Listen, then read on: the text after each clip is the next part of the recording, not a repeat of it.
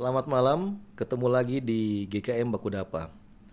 Pada episode kali ini, kita akan berbincang-bincang mengenai dunia IT, mulai dari pendidikan, mungkin dari SMA, kemudian ke perguruan tinggi. Untuk itu, kita mengundang narasumber yang dari perkuliahan dan sampai pada dunia kerja itu memang di bidang IT. Mari kita perkenalkan narasumber berikut. Silakan memperkenalkan diri. Halo Pak Victor, halo semua. Nama saya Evan, Binali Evan, panggil saja Evan. Saya memang bergelut di IT, kebetulan juga SMA di Eben. Pecinta IT dari dulu, dari SMA. Kuliah juga di IT di luar negeri dan sekarang berkarir sampai sekarang juga masih berkarir di IT dan kebetulan juga lagi buka sekolah untuk coding juga. Oke. Sebelum kita bicara lebih lanjut, waktu SMA dulu di Eben lulus tahun berapa? Lulus 2007. 2004 sampai 2007 ya. Oh, SMA Eben ya? SMA Eben. SMA Eben. Ya, itu adalah foto-foto waktu SMA kan, Iya. di kelas. Di kelas sama di aula, di tangga. Tangga, ya. Nah, kembali ke masa-masa SMA itu tahun berapa waktu itu? 2004 sampai lulus 2007. 2004, 2007. Masih ingat wali kelas waktu itu?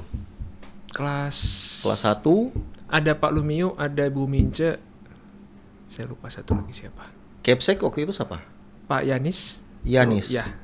Oh. Yanis sama saya lupa lagi satu. Nah, waktu Pak Jemi Jeremias. Jeremias, kepala sekolah. Ya. Jadi 2 kali ada waktu itu Pak Jemi, terus ganti ke Pak Yanis, terakhir ganti lagi.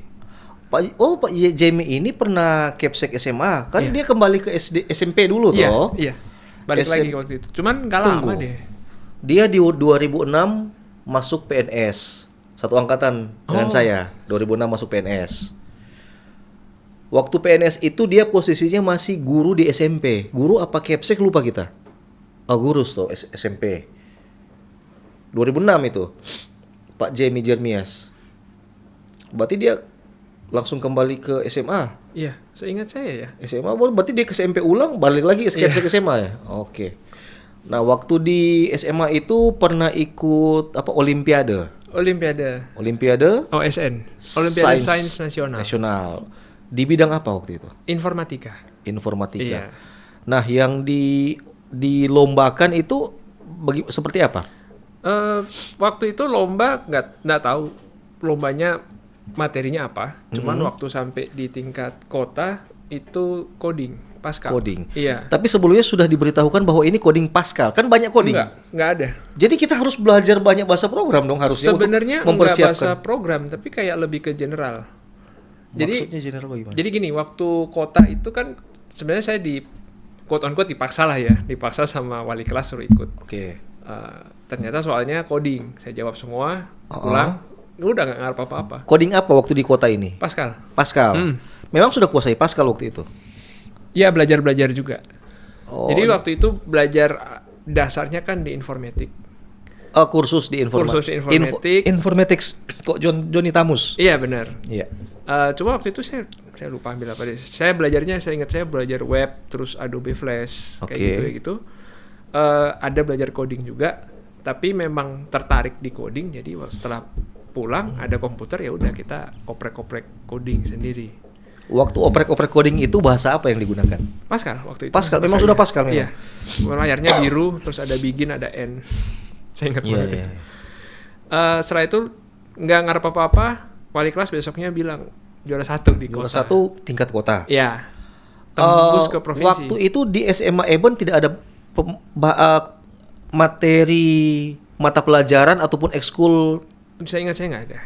Informatics coding ada ya? Nggak ada.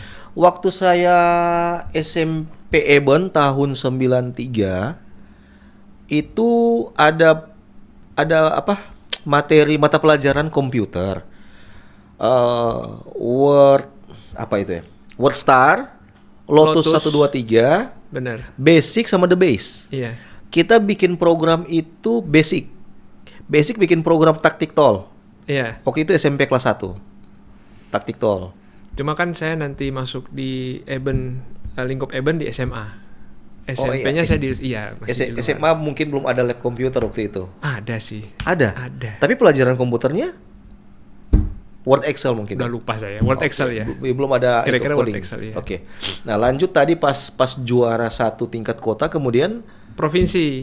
Nah, ikut lagi provinsi. Iya, kan tembus ke provinsi. Iya. Ke provinsi ketemu sekolah-sekolah satu provinsi yang Iya. tembus di kota masing-masing. Saya ingat banget waktu itu ada sekolah di Tomohon yang bisa sebut merek nggak sih di sini? Nanti edit bisa. Oh ya udah, salah satu yang sekolah swasta yang Katolik terkenal itu 2 atau 3 SMA swasta Katolik Iya. terkenal. Oke. Itu ada turun 1 apa 2 orang. Mereka belajarnya Excel, rumus-rumus Excel. Jadi Oke. waktu persiapan sebelum sebelum OSN provinsi, Iya, ya. itu kan di luar kumpul-kumpul tuh. Bukanya Excel rumus gitu. Jadi, memangnya di tingkat kabupaten kan Tomohon ya?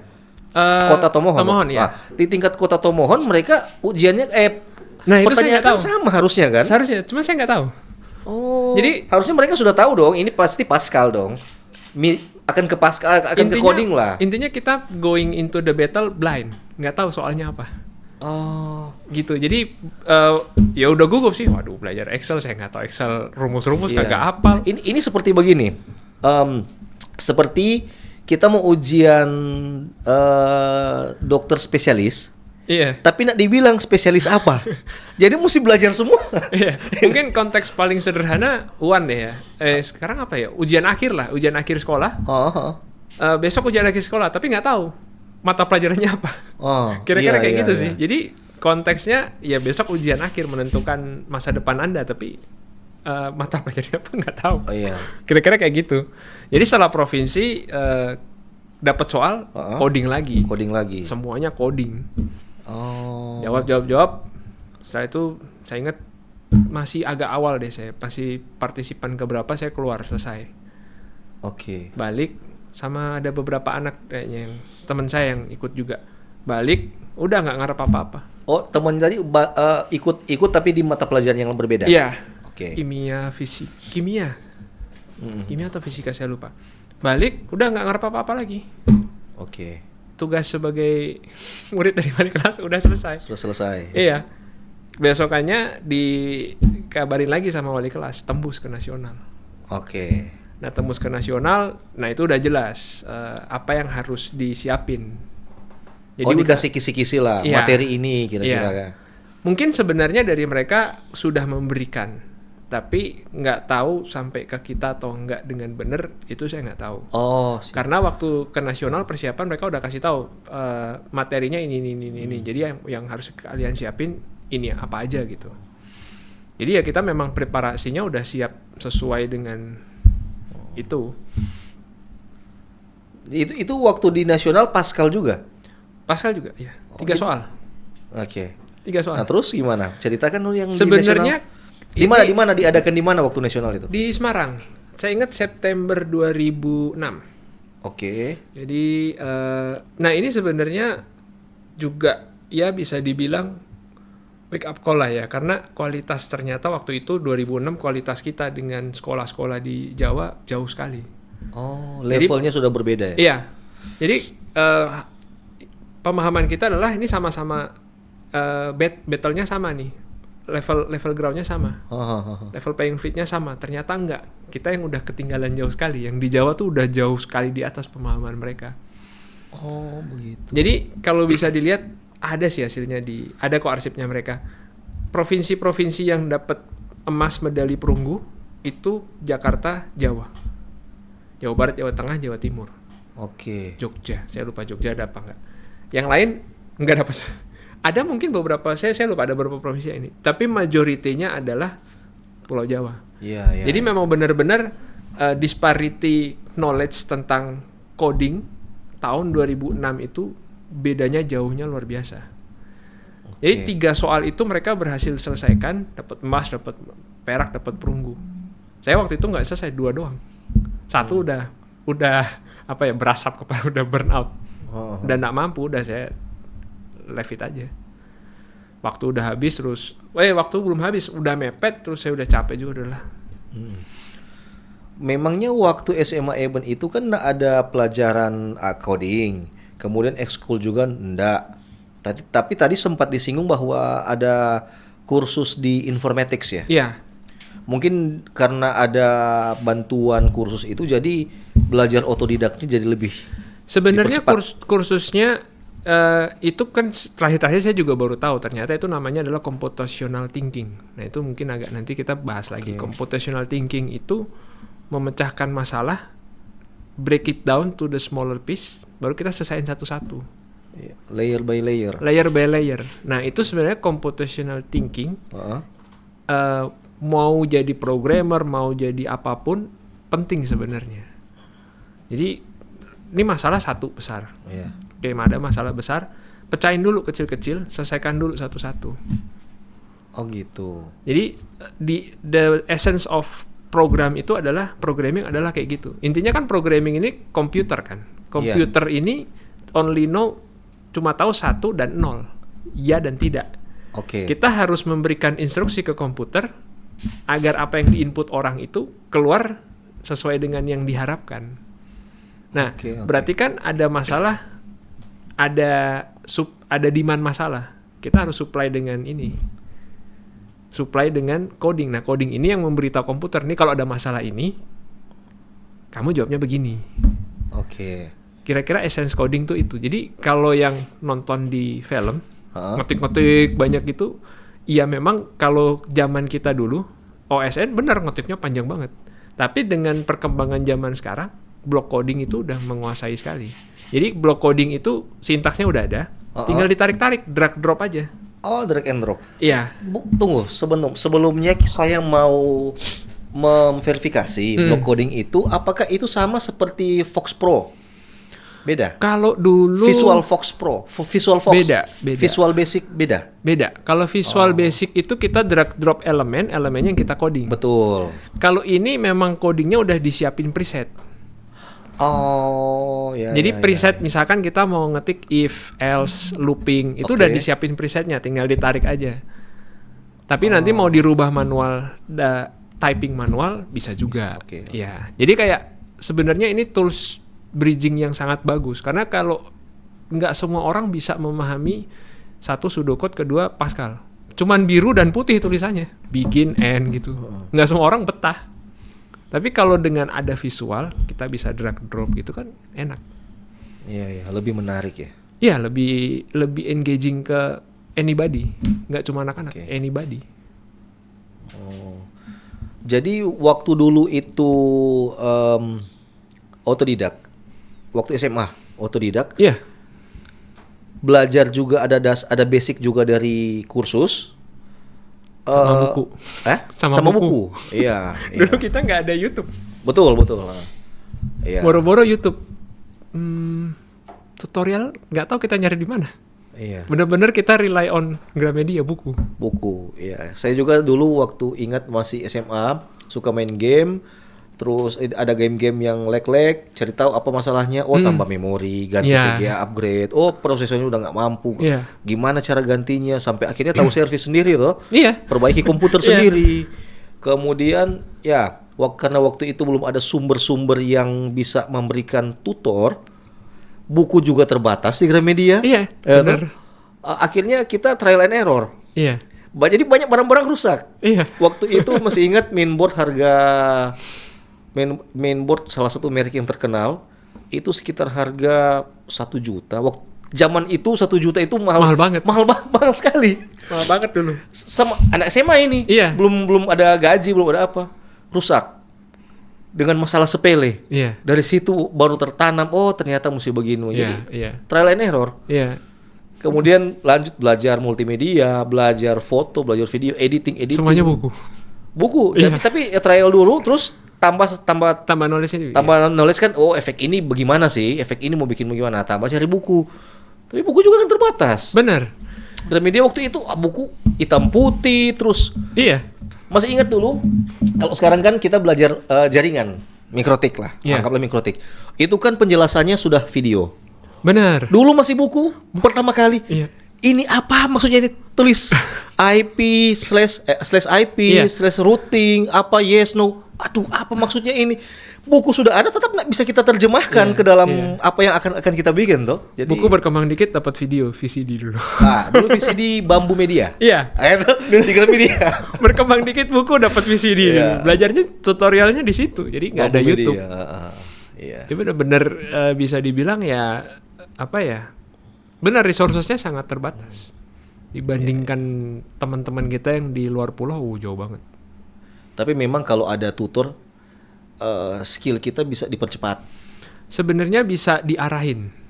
Jadi intinya kan kalau coding itu komputer itu basically tadi ya 1 and 0. They are basically don't know nothing, know nothing lah. Kita harus kasih tahu dia, nih loh kalau ada masalah buatnya begini. Iya, Jadi tutor dan mentor itu sebenarnya cuma ngarahin ada koridor yang kamu nggak bisa lewat, nggak bisa gini. Ya ini arahnya cuma begini. Jadi basically kayak coding nggak mungkin dong kita bikin sesuatu melebihi kapasitas memori. Iya. Contoh kita bikin satu endless looping, meledak memorinya, restart pasti. Oh, itu yang kalau di film-film kirim ke coding kirim script, komputer rusak. Kalau kirim script itu mereka sebenarnya lebih ke arah naikin load. Salah satu metode paling sederhana endless loop. Endless loop itu kan pengulangan. Iya. Pengulangan satu perintah. Iya. Kalau dibikin endless tidak ada akhirnya berarti kan dia ngulang terus tuh. Iya. Kalau dia ngulang terus dia incremental naik, misalkan dia naik makan memorinya makin besar, memorinya overload, restart pasti. Itu yang terkait serangan DDoS itu sama juga ya? DDoS sebenarnya iya. Mirip-mirip kan? Metodenya beda, tapi sebenarnya itu ngeloadnya banyak. Iya. Ngeload server. Jadi kayak satu lorong itu dimasukin banyak sekali orang dalam waktu bersamaan. Iya. Jadi mau nggak mau dia harus restart.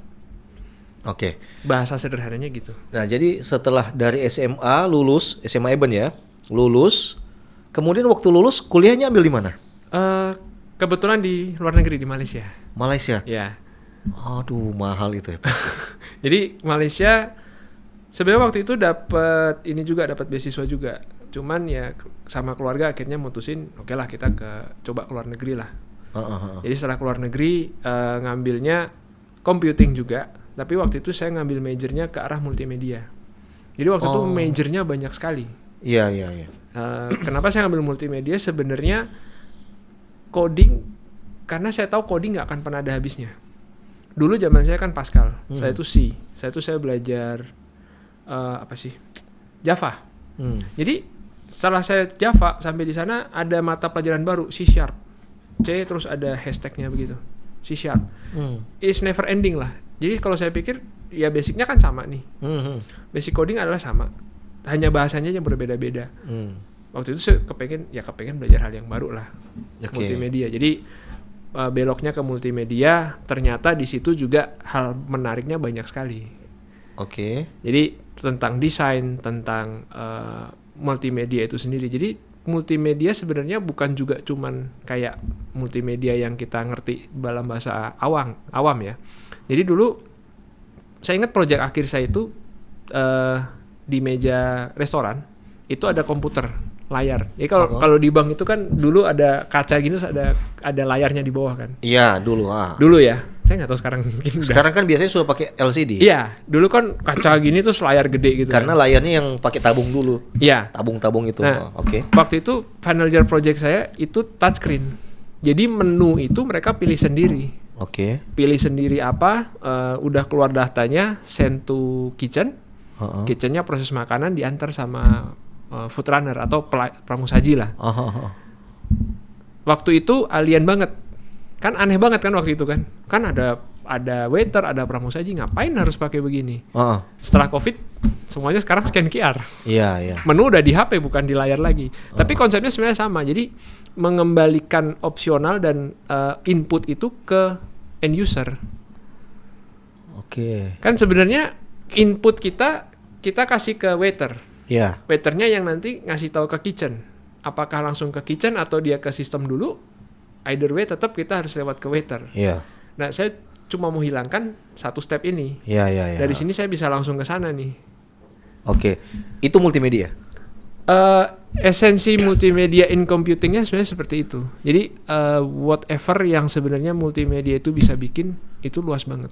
Jadi kalau kita cuma bilang tapping video atau editing video, ya itu termasuk Salah satu bagian. multimedia, ya. Salah satu bagian. Tapi diperluas dari itu sebenarnya masih banyak sekali fieldnya. Seperti IoT. Iya. IoT itu apa itu? Input output teknologi atau apa? Kepanjangannya? IoT. Iya. IoT Internet of Things. Oh, Internet of Things. Iya. Jadi perangkat-perangkat elektronik itu Iya. dikonekkan ke satu jaringan internet atau intranet, ya. Iya. Oke, oke. Nah, internet atau itu kan sebenarnya kayak Internet of Things, ya basically dia hardware. Heeh. Tugasnya terbatas. Contoh kayak CCTV lah. bukan kayak pintu otomatis. Tapi bukan yang ini ya, bukan yang pintu otomatis yang kebuka begini ya. Oh. Pintu yang di kereta atau yang pintu yang ini loh, yang orang bisa lewat pakai tap karcis. Oke. Heeh. Itu sebenarnya Internet of Things. Karena kan kita tap karcis. Heeh. Valid nggak? Kalau valid kebuka. Seperti di parkiran dong. Iya. Iya toh? Iya. Palang. Tapi itu kan, iya, konsepnya gede kan. Kalau Internet of Things lebih kecil. Oh. Gitu. Jadi sebenarnya Internet of Things kecil-kecil, tapi itu nyambung ke internet dan dia bisa ngasih input ke internet, internetnya bales outputnya apa. Oke, oke. Gitu. Jadi memang dari kuliah sudah tertarik di bidang IT, cari kuliah IT tapi majornya berbeda dengan apa yang sudah Iya. dikuasai sebelumnya. Iya. Kan? Oke. Waktu kuliah itu apa sih yang di pikiran Evan untuk setelah selesai? Setelah selesai itu apa yang di pikiran Evan itu mau jadi apa? Waktu baru mau ambil jurusan. Waktu itu? Iya. Nggak ada sih, cuman Sebelum kerja. kuliah, waktu baru mau memutuskan saya kuliah di bidang ini supaya begitu selesai mau bekerja di bidang ini. Nggak ada sih Nggak waktu ada. itu, cuman ya udah Cuma kerja suka, aja iya. ya. Mengalir saja. Berkarir aja, iya. Oh. Sebenarnya apa biasanya yang kesalahan-kesalahan yang sering dilakukan oleh anak-anak muda lulusan-lulusan SMA itu di saat mereka mengambil keputusan untuk kuliah di bidang IT? Biasanya apa masalah-masalah yang sering yang miss dari harapan mereka sebelumnya? Mungkin teman-teman ada angkatan-angkatan dulu, kirain Ini kalau bisa. kuliah IT nih kirain mau jadi begini, ternyata lain. Ini bisa diserang orang banyak nih. Nanti potong kalau Enggak sih. bersensitif. Enggak, masalahnya bukan itu. Jadi intinya karena gini ya. Yang tahu kemampuan diri kita, yang tahu skill kita itu kan sebenarnya kita sendiri. Iya. Apa yang kita pilih basically ya, apakah itu nanti akan dipakai di pekerjaan kita, we don't know. Tapi kan itu adalah sesuatu yang kita tahu lah kita bisa kerjain itu. Kenapa saya bilang tadi bisa diserang orang? Karena biasanya kan masih banyak sekali anak-anak yang memilih itu dipilihin. Oke. Gitu. Jadi intinya nggak memilih, tapi dipilihin lah intinya gitu. Nah itu yang sebenarnya akhirnya jadi burden ke mereka. Jadi beban kan. Iya. Nih saya nggak suka nih belajar ini nih. Sebenarnya belajar apapun itu kalau kita enjoy, itu kan enak belajar. Kita bisa dapat memahami lebih enak kan. Kalau kita nggak enjoy, let's say contoh nih, saya nggak suka banget dulu kalau suruh belajar ekonomi. Oke. Kalau dipaksa suruh masuk ekonomi bisnis, bisa nggak tahu bisa jadi apa gitu. Intinya pilih, kita tahu diri kita ini sampai di mana kemampuan kita, ke skill kita, apa yang kita harus kembangin, itu kita yang tahu sendiri karena kan kita yang menjalani hidup. Iya. Kalau ujung-ujungnya quote on quote dipilihin, ya itu yang agak jadi berat. Cuman kalau udah tahu ke dunia IT, kalau saran saya sih baca banyak literasi. Karena dunia IT itu sebenarnya nggak cuma sekedar komputer aja. Banyak sekali. Banyak sekali dari luar dunia IT itu. Jadi IT bisnis juga ada, IT yang tentang manajemen juga ada, arsitektural IT ada. Sekarang juga muncul lagi AI. Iya. The new major itu ada lagi. Apa tadi yang terakhir? AI. Apa major? Major iya. Jurusan yang baru. Jurusan baru. Iya. Oke. Keluar lagi jurusan baru. Nah kita kan harus ikut dengan apa yang berkembang nih. Iya. Sorry to say bahwa sebenarnya dulu kita setelah saya masuk ke dunia sini, masuk ke dunia ERP, terus saya terekspos dengan automation, sekarang udah ada AI. Dulu karena saya sempat ada satu statement yang sebenarnya agak mengerikan, bahwa sebenarnya clerical job ini lama-lama akan hilang. Pekerjaan-pekerjaan pengulangan. Iya, redundancy job clerical itu akan hilang. Jadi kalau kita aimingnya ke clerical job yang penting kerja, mungkin kita udah nggak di zaman situ. It's a different world lah sekarang. Kalau kita benar-benar nggak ada soft skill. Saya nggak bilang cuma soft skill IT ya, any soft skill. Soft skill IT itu misalnya apa sih? Soft skill IT. Problem solving sih paling simple. Problem solving, oke. Dua IT duduk di satu meja, dikasih problem yang sama, belum tentu bisa selesai dua-duanya. Walaupun secara teknis mereka sama. Ya. Oke. Mungkin bisa selesai dua-duanya, tapi approach-nya bisa berbeda. Ada yang lebih efisien. Ada yang lebih efisien, ada yang lebih panjang tapi ternyata lebih robust. Anti badai. Mau dihajar pakai skenario apapun dia tetap jalan. Oke. Yang lebih efisien, lebih ringan, lebih simple. Tapi begitu misalkan kena satu skenario error, kena tes yang error. Jadi sebenarnya soft skill-nya adalah gimana kita merubah satu big problem, pecah jadi kecil-kecil, selesain nih satu-satu. Nah, yang lihat dari awalnya itu adalah arsitekturalnya. Jadi kan tadi saya bilang selalu coding. Iya. Sebenarnya yang paling fundamental dari coding itu adalah arsitekturalnya. Arsitektural dari coding itu? Iya. Misalnya bagaimana? Coba dijelaskan. Nah, kalau basically sebenarnya kayak bangunan, kita harus ada arsitekturnya dulu. Kalau bangunan, rumah kotak-kotak udah jadi. Tapi kalau kita mau bikin sesuatu yang unik, berarti kan kita butuh arsitektur. Rancangannya. Betul. Arsitektur yang benar itu harus mengcover most of the problem. Jadi, contoh kayak kita bikin web. Sekarang frameworknya web itu ratusan, ribuan bahkan. Tapi ada beberapa framework yang mirip-mirip. Tinggal penggunanya untuk apa nih? Kalau saya mau bikin website untuk e-commerce, saya pakainya apa? Kenapa saya harus pakai ini? Semua framework itu ada pro dan kontranya, ada strength dan weakness-nya. Kalau website pakai ini cocok e-commerce. Kalau ini misalkan untuk ERP, kalau ini misalkan untuk lebih user friendly, lebih gampang untuk di-build. Kalau ini bisa untuk rapid development. Jadi banyak ini itu skill yang sebenarnya kita harus tahu nih, setiap framework ini banyak kok literasi sekarang. Jadi kita bisa ngecek apa sih keunikannya dan kelemahannya, jangan lupa. Iya. Karena kita harus tutup nih kelemahannya nih. Betul. Iya. Gitu. Oke. Nah, saya punya pertanyaan tentang web development. Tapi kita tahan dulu itu. Saya mau kembali ke pertanyaan yang lebih fundamental, yaitu ini adalah pertanyaan yang sering saya tanyakan kepada lulusan orang IT. Oi. Nah, pertanyaan begini, pada saat lulus kan sudah menjalani nih kuliah IT, sekarang sudah lulus, sudah punya knowledge-nya kan. Nah, pertanyaannya cuma satu begini. Kalau misalnya Anda bisa kembali, Kak Evan, ini saya tanyakan kepada Evan. Kalau Evan bisa kembali ke zaman waktu lulus SMA, apakah Evan akan memilih juga tetap kuliah IT, atau mungkin bisa memilih kuliah jurusan yang lain, misalnya hukum, accounting, atau jurusan apalah yang tidak berhubungan dengan IT, sambil Evan itu tetap mempertahankan mempertahankan skill atau tetap mengasah skill IT secara otodidak. Tadi kan sudah bilang dari SMA sudah bisa otodidak. Nah, kenapa nak kuliah saja yang memang di jurusan yang seperti begini? Misalnya begini, saya mau menggambarkan misalnya jadi dokter. Kalau mau jadi dokter, bisa kan kita otodidak jadi dokter, ya kan? Betul. Mau jadi hakim, nak bisa kan otodidak. Betul. Jadi accounting, betul. Itu nak bisa otodidak. Walaupun kita jago accounting, walaupun kita jago mengobati orang, itu paling jadi pengobatan tradisional, makatana, sini dah. Tak mungkin jadi dokter. Nah, kenapa? Misalnya ini ada opsi buat Evan waktu itu.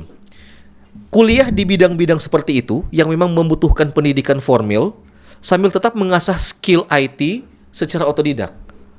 Enggak, saya nggak akan keluar dari IT sih. Oke. Jadi saya tetap percaya pada 10,000 hour of rule. 10,000 hour rule. Kita tetap bisa Mengajarkan jadi satu hal yang berulang-ulang. benar selama 10.000 jam. Tapi kan itu ada batasan, ada batas memang topnya itu sudah Ada. Nah, makanya kan saya bilang IT itu is never ending story nih. IT itu kan sebenarnya komputer kan. Iya. Komputer sendiri itu sebenarnya cukup menarik. Komputer itu tahun 1600 itu artinya bukan mesin. Bahasa itu udah ada tahun 1600. Komputer. Artinya menghitung. A human that compute. Komputer kan diambil dari compute. Computer. A person who compute. Berubah ketika 1800 mulai banyak nih device-device nih. Nah, ketika banyak device, maka mulai bergeser dari person jadi a thing. Electronic thing lah. Gitu. Jadi komputer itu dulu tahun 1600 sebenarnya udah ada, tapi bukan sifatnya kayak elektronik. Abaskus atau sempoa lah. Oh, oke. Sebenarnya kan itu helping untuk orang menghitung kan. Iya. Tahun 1000 di titik tertingginya World War itu kan inovasi dan teknologi itu naiknya luar biasa cepat. Kurvanya cepatnya minta ampun.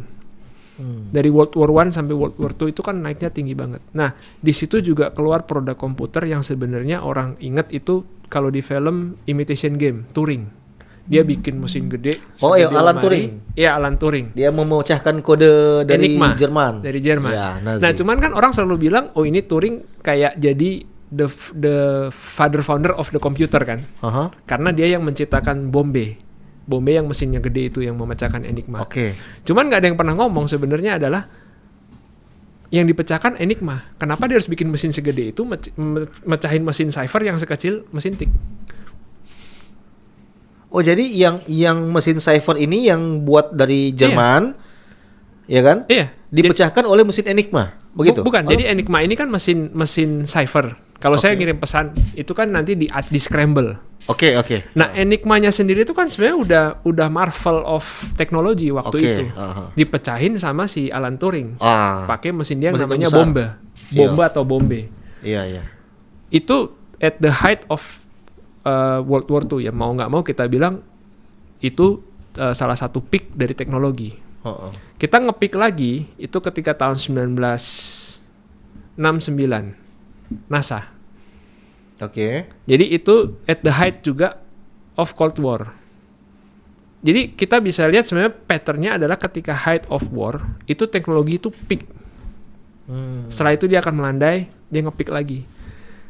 Nah, kita terbiasa dengan yang namanya global positioning system. Dari dulu kan udah ada GPS ya. Kita udah tahu namanya latitude, longitude, ada ekuator, ada apa? Ada titik North Pole, ada South Pole. Gimana kita mau pergi ke bulan? Acuannya apa? Nah, mereka bikin yang namanya Apollo Guidance System. 14 kilobyte. Itu at the height of Cold War. Mereka bikin Saturn, roket Saturn itu bisa terbang pakai guidance system gedenya kayak 2 koper, kayak semeja gini gedenya. Itu Amerika berlomba dengan Rusia siapa yang pertama kali ke bulan, tapi kan Rusia yang menang. Rusia yang menang duluan kan, karena terbang nyampe ke luar angkasa duluan. Iya, tapi injak bulannya? Yang sampai ke bulan duluan sebenarnya Rusia, tapi kan akhirnya yang injak duluan si Amerika. Itu another debate lah itulah. Oke.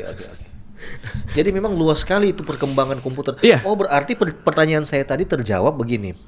Kan tadi Evan bilang waktu mau kuliah karena sudah keseringan di bidang coding, pas kuliah ambil major multimedia. Iya.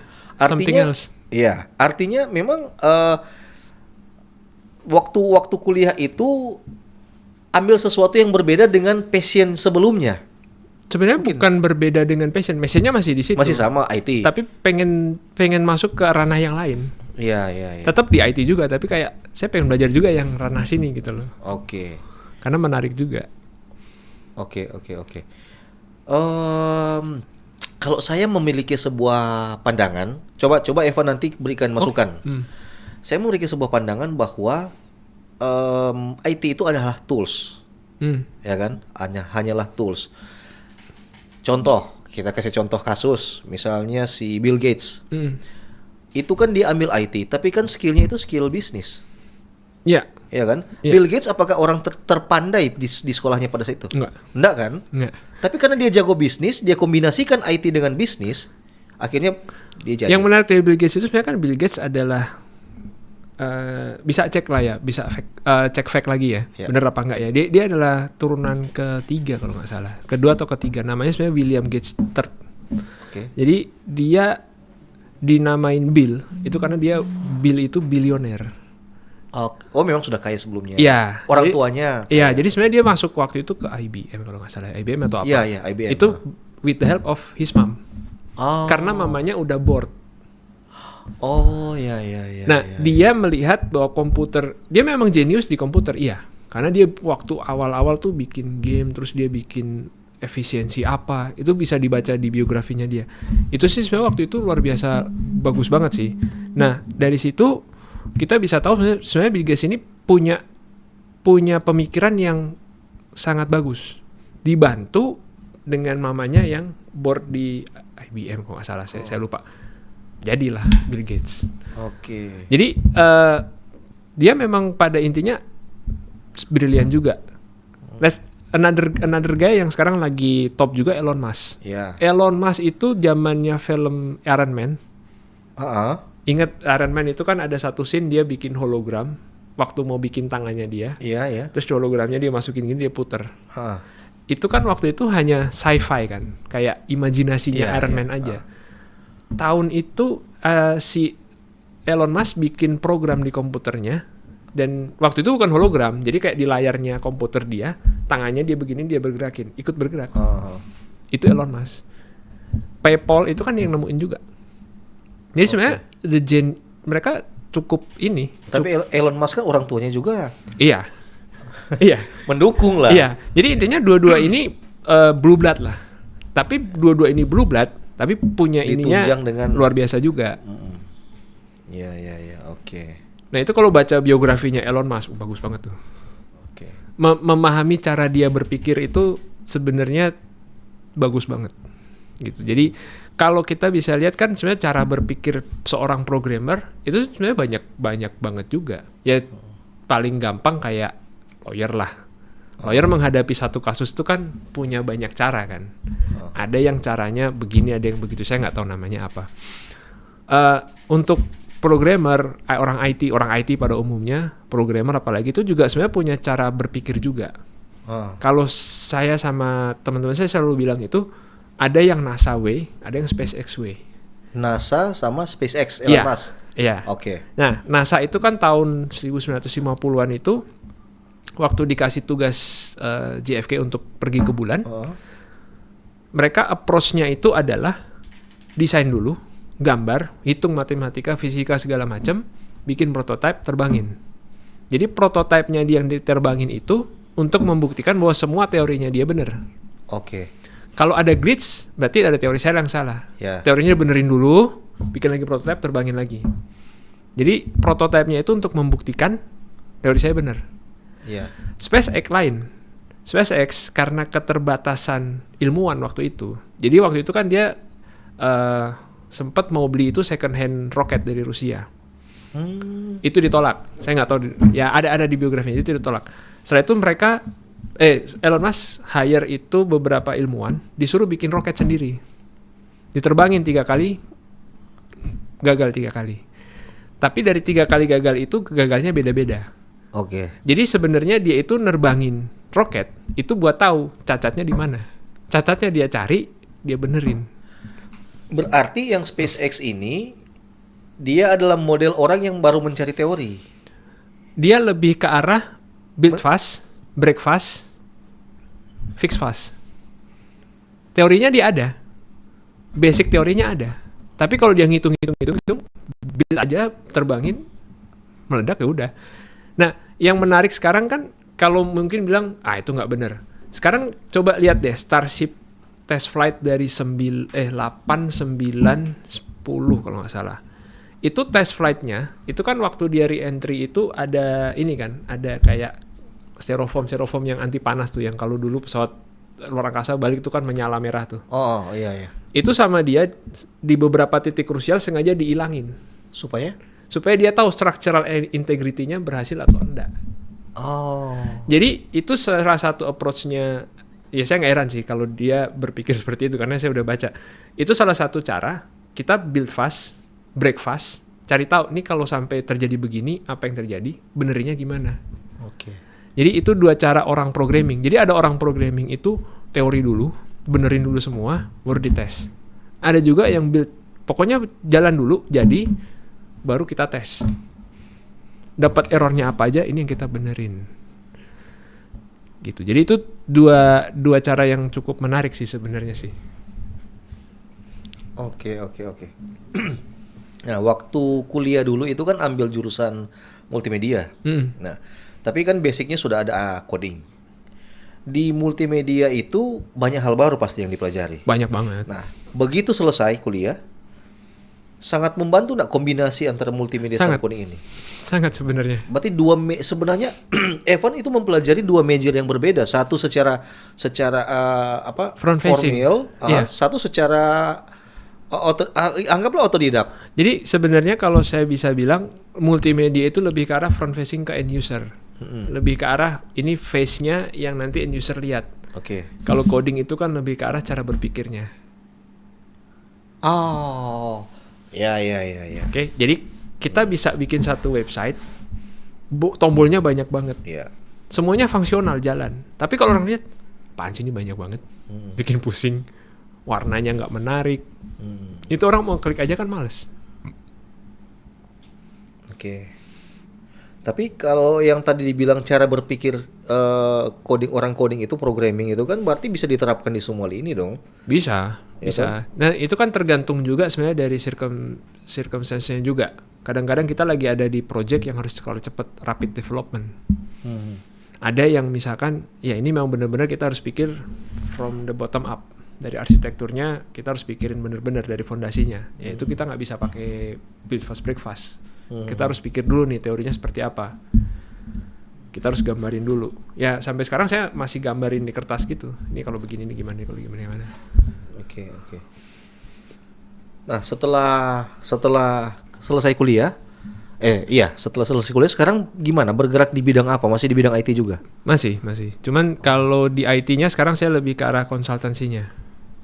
Oh, sudah nggak bikin project-project lagi? Masih ada.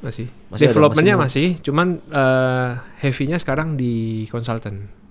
Cuman untuk development ada juga. Tapi untuk beberapa kayak development yang non-major, kita udah hire, ada tim sendiri lah. Jadi semacam hanya quality control lah begitu? Iya, sama arsitektural maintenance saja. Jadi kan harus mastiin bahwa ini arsitektur yang kita mau seperti ini. Jangan lari dari situ. Gitu aja sih. Oke. Nah, untuk sebagai consulting itu maksudnya pekerjaannya seperti apa consulting itu? Sebenarnya kan, ini dunia IT kan intinya kembali ke sifat dasar komputer. Apa yang kita input itu yang di output. Komputer kan ngerjainnya gitu kan. Let's say kita input harga barang 1.000, keluarnya pasti 1.000. Oke. Komputer selama kita komennya benar, outputnya benar. Nah, yang jadi masalah sekarang adalah people-nya. Jadi kalau kita masuk ke konsultan itu lebih ke arah people management-nya. Jadi maksudnya seperti apa people management itu? Jadi orang yang input sih sebenarnya sih. Orang yang melakukan clerical job. Bisa dikasih contoh nggak? Nah, praktisnya seperti apa? Oke, jadi gini. Let's say kita punya satu software. Software POS lah. Software penjualan lah yang di kasir-kasir gitu lah. Kita punya interface, kita punya segala macam. Udah di-apply, ternyata yang kita training ini nggak ngerti sama sekali. Nah ini gimana nih? Kayak gitu. Terus kita juga lebih melihat lagi ke arah bigger picture-nya. Jadi kayak satu company itu saya pengen terapin ini. Nah, ini efeknya ke depannya apa? Jadi lebih ke arah manajemen konsultansi sih. Oh. Jadi sudah enggak turun-turun langsung coding secara langsung sudah enggak? Ada. Masih. Ada, gatal aja tangannya. Oh, masih terima project-project kecil-kecilan enggak? Ada juga, Ada ya? ada juga. Lagi ini juga kadang-kadang kalau kepengen development sesuatu yang baru, Heeh. sama partner saya ya, ayo bikin yang baru. Sudah ada. Belum ada sih, lagi ongoing, Lagi masih cari-cari. masih konfidensial. Oh, oke. Iya, masih konfidensial. Ah. Gitu. Jadi basically kita mencoba selalu nggak ada di zona nyaman, selalu keluar. Ya. Ya udah zona nyaman, udah itu kan udah berputar sendiri kan, create baru lagi. Oke. Zona nyaman ya. Sekarang kembali ke pendidikan, berarti kita kembali lagi ke pendidikan IT. Nah, waktu zaman saya kuliah dulu sampai mungkin beberapa tahun lalu, saya masih sering melihat bahwa beberapa nama besar yang muncul. Contoh yang di Indonesia itu yang sering diundang oleh Deddy Kobuser di tentang masalah waktu itu servernya Kementerian Kominfo di Oh hack. iya. Ada itu orang itu nak kuliah IT. Iya. Dia cerita dia belajar dari warnet, bikin cheat code segala macam tuh. Saya ingat. Nah, setahu saya ini Dedi ini orang yang mengundang narasumber atau bintang tamu tidak sembarang loh. Iya, benar. Ya kan? Nah, berarti dia sudah capable lah di bidangnya itu kan. Nah, ini dia kan cerita bahwa dia bisa begini, bisa begitu tanpa pendidikan formal. Nah, pertanyaan saya begini, kembali lagi di pemilihan jurusan IT. Nah, dengan tanpa kita kuliah, kita kan kuliah pasti buang waktu 4 tahun. Benar. Biaya, tenaga, pikiran, Iya, toh? semuanya. Ya. Maksudnya kembali lagi ke tadi. Misalnya nih, saya betul-betul mau fokus saja di IT. Sudah nggak usah pikirkan kalau tadi kan opsi saya adalah saya ngambil jurusan lain sambil tetap otodidak di IT, ya kan? Karena saya pikir saya mampu. Memang nggak semua orang mampu.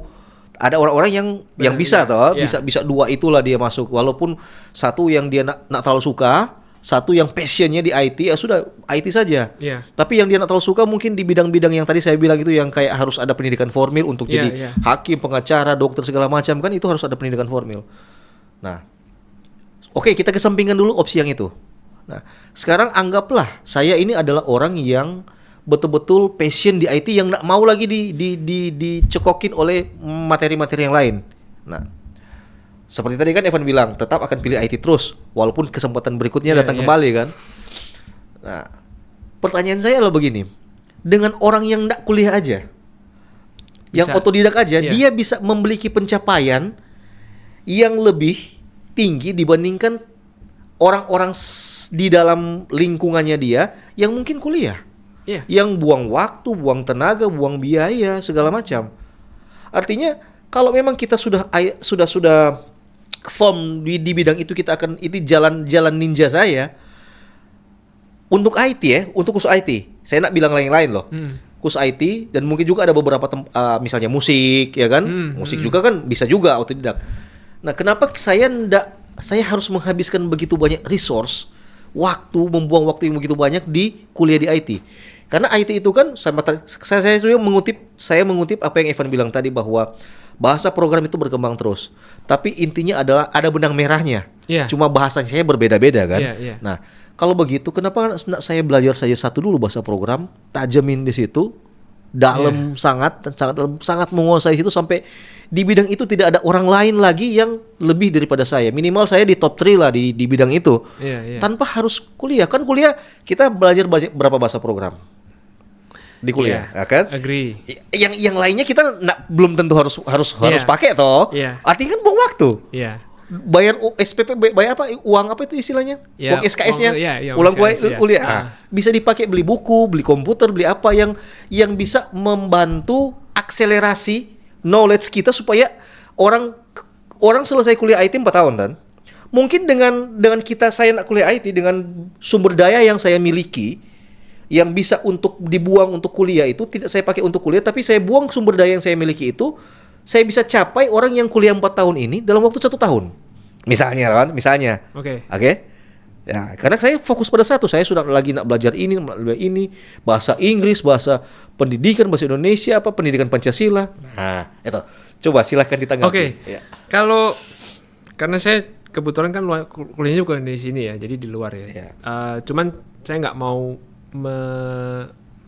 mengkategorisasi lah. Intinya saya mau general aja lah. Sebenarnya kita butuh kuliah atau enggak tergantung sendiri. Balik lagi ke orangnya. Butuh apa enggak?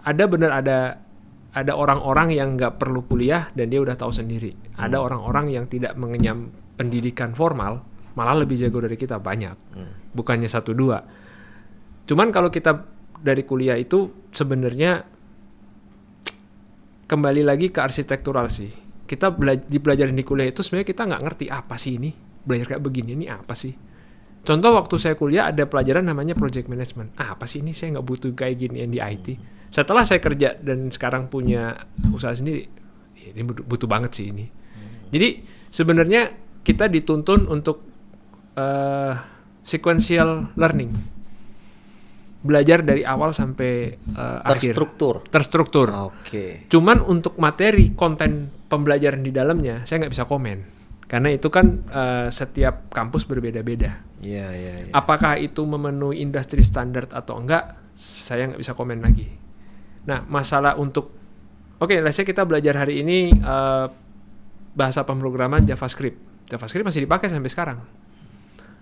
Untuk belajar C, iya C masih dipakai, C++ masih dipakai, mesin-mesin masih pakai C++, Java masih dipakai, gitu. Jadi kalau kita belajar sesuatu yang udah jadul banget, contoh kayak Pascal sekarang jadiin masih dipakai atau enggak, saya nggak tahu di industri, cuman udah jarang banget hampir nggak ada program yang saya ketemuin pakai Pascal, VB, Pascal gitu nggak ada.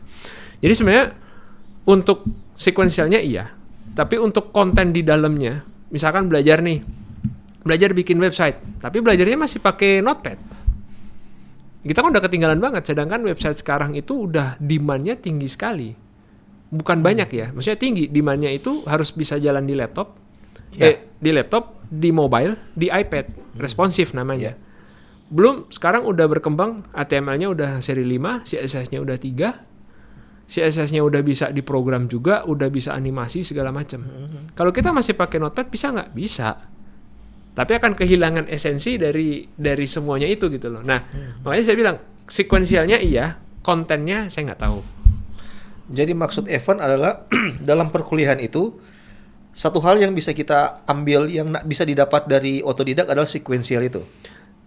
Pembelajaran yang terstruktur. Tergantung. Ada orang yang memang dia belajar sendiri dan dia tahu sendiri. Dapat juga ada, iya. Sebenarnya kayak kita dulu kan, belajar dari Gramedia kan? Iya. Dari buku itulah. kan. Nah, sebenarnya salah satu yang menarik adalah anak sekarang udah terlena sama YouTube.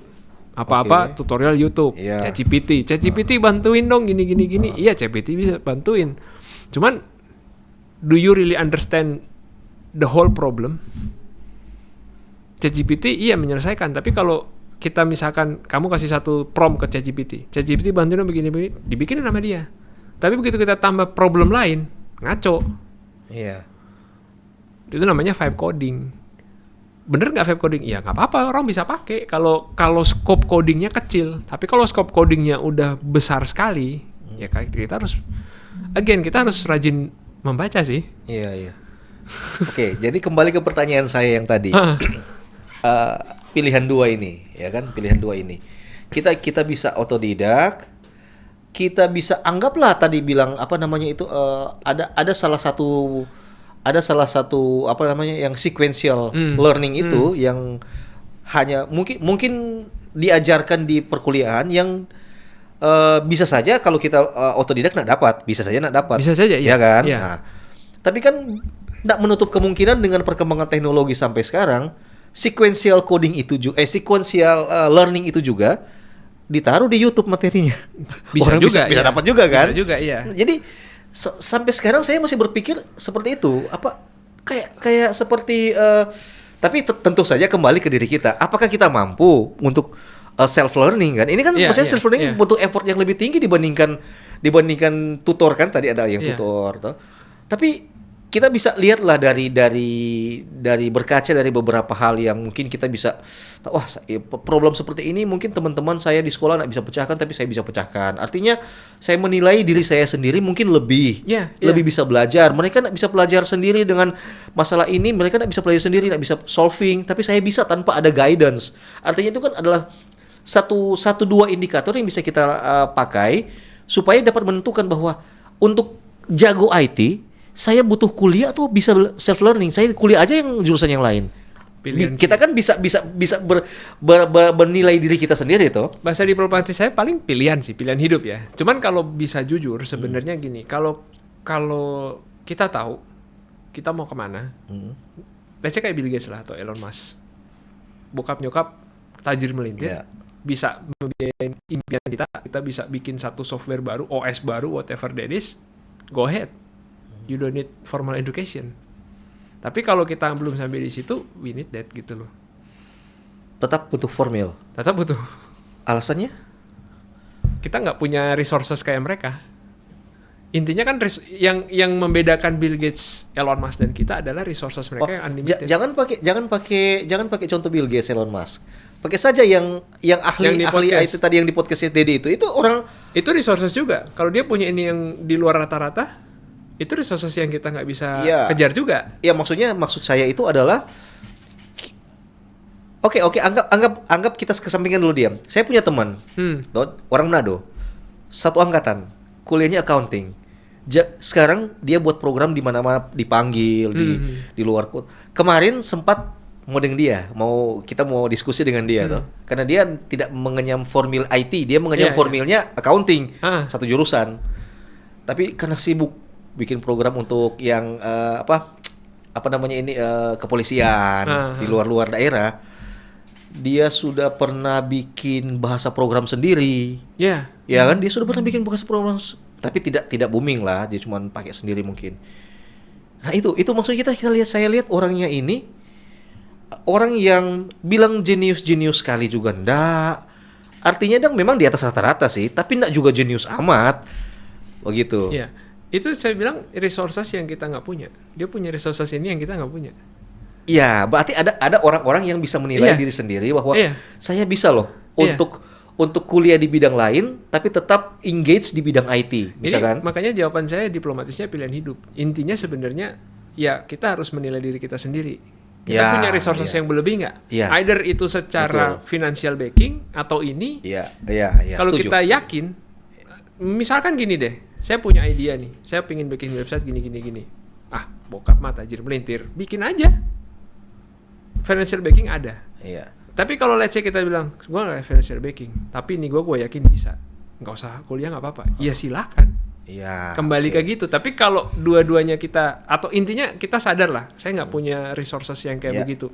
Ya jangan macam-macam lah gitu lah. Iya, kayak seperti ada kan orang lain juga kuliah juga satu jurusan kuliah juga Nggak kelar-kelar masih susah paham tuh. Iya, apalagi mau otodidak di lain kan. Iya, jadi kan? sebenarnya kalau ada meme ya, saya nggak setuju ada meme. Ah, Bill Gates ini kan drop out siapa? Mark Zuckerberg drop out. Ya mereka drop out karena mereka tahu apa yang mereka mau bikin dan mereka punya resources di belakang mereka. Si Mark Zuck itu punya resourcesnya ini. Waktu dia bikin, ya memang dia freshman year biasa-biasa aja. Kalau kan itu di biografinya dia ada. Tapi dia punya ini yang brilian banget. Punya ini gitu. Punya resources lah intinya lah. Dan resourcesnya itu bisa kita spend. Kalau kita nggak punya resources, kita nggak bisa spend resources kita. Ya jangan macam-macam lah. Iya. Gitu aja. Setuju. Iya gitu. Kan itu kan tadi saya bilang sejak awal. Memang nggak semua orang bisa. Iya. Ya kan, nggak semua orang. Betul. Resources yang tadi dibilang di otak itu mungkin bukan cuma sekedar skill, tapi soft skill. Semuanya. Problem solving, ide-ide, kan? Iya. Nak semua orang punya ide-ide baru, walaupun sangat pintar, tapi bisa minim ide. Iya. Ya kan? Iya. Nah, itu yang tadi bilang resources itu kan? Iya. Oke. Atau begini. Seperti yang tadi terjadi ke Evan. Saya passionnya di IT. Misalnya saya lulusan SMA nih, passionnya di IT. Coding nih, coding.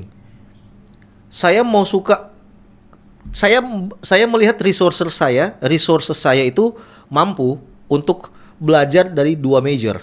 Jadi satu secara formil, yang Satu tadi informal. satu informal, otodidak.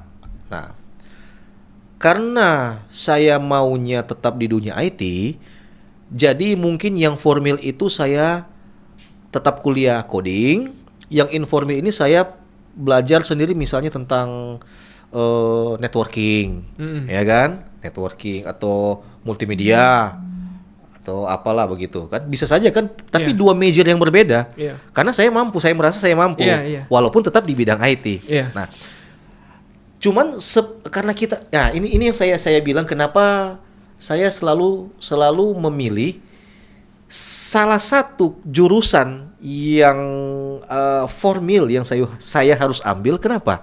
Selalu balik ke situ. Karena Indonesia itu sangat membutuhkan yang namanya legalitas. Namanya ijazah, ya kan? Mau di mana-mana perlunya ijazah. Walaupun skill kita sudah di atas rata-rata, ya kan? Iya. Tidak ada ijazah. Ah, ini kejadian ke diri saya, ya kan? Iya. Kejadiannya ke diri saya. Karena saya merasakan sekali.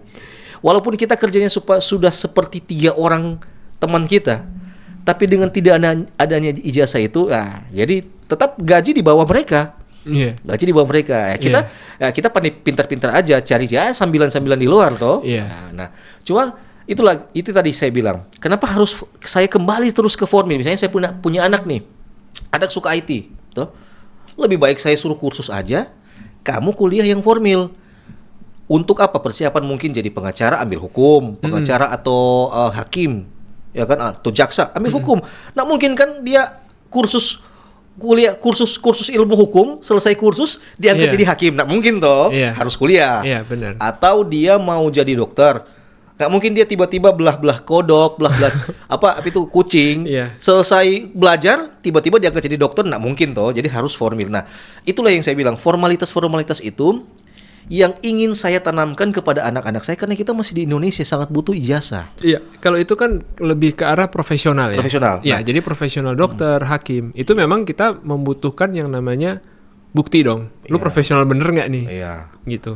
Nah, kemudian kenapa saya selalu mengarahkan bidang IT ini di otodidak aja, nggak usah di kuliah formal. Kenapa? Karena di Indonesia maupun di tempat lain, kita bekerja profesional di dunia IT itu kurang diminta lembar ijazah ini. Kurang. Ada sih, ada. Bener. Tapi lebih diutamakan skill. Karena walaupun kita sudah kasih resume banyak sekali ijazah ini, ijazah itu, tapi begitu dites, coba tes kamu bikin ini, performance-nya di bawah itu kan tetap nggak dipakai toh. Iya. Nah, itulah kenapa saya selalu melihat bahwa dunia IT ini ternyata lebih mengarah kepada skill, bukan kertas. Jadi yang menitik beratkan kepada kertas itu harus kuliah. Tapi untuk profesi-profesi yang tidak terlalu mementingkan ijazah, itu kita otodidak atau kursus lah supaya cepat, supaya terakselerasi. Nah, coba ditanggapi dulu. Agree sih. Jadi kayak IT sebenarnya bukannya nggak butuh ijazah ya. Beberapa kalau kita mau kerja juga, cari kerja juga pasti butuh ijazah lah. Cuman kembali saya bilang IT is never ending world. Kita bayangin aja dari tahun berapa kita cuman punya komputer, sekarang kita udah ada AI. Sebentar lagi kita yang menghadapi yang namanya AGI. AGI kayaknya udah mulai di testing di model 5-nya ChatGPT. Jadi kalau kita stop learning, let's say kita udah lulus kuliah, udah kerja, kita stop learning, that's it, we stop. Oke. Jadi sebenarnya whatever we learn, mau dia dokter, mau dia lawyer, mau dia IT, sebenarnya intinya adalah never ending learning aja sih. Kalau kita mau praktek jadi notaris, jadi lawyer, ya kita butuh kartu tanda bukti nih. Iya. Ya itu kita butuh legalitas. Dokter nggak mungkin dong kita tiba-tiba datang beda-beda orang. Iya, betul. Siapa lu? Kartu apa sih? Namanya ada kartu dokter lah ya. Ya kayak itu kan ada ininya juga. Ada legalitasnya juga. Iya. Dokter spesialis nggak ada apa-apa tiba-tiba ngapain lu beda-beda orang? Nggak mungkin. Kalau IT kan lebih ke arah ngapain lu coding kan gue bisa.